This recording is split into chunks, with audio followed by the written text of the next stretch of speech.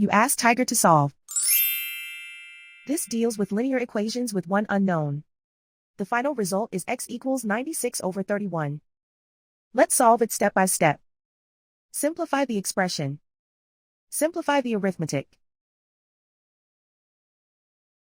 Expand the parentheses. Simplify the arithmetic. Group all x terms on the left side of the equation. Subtract 96x from both sides. Simplify the arithmetic. Group like terms. Simplify the arithmetic. Isolate the x.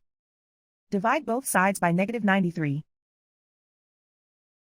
Cancel out the negatives.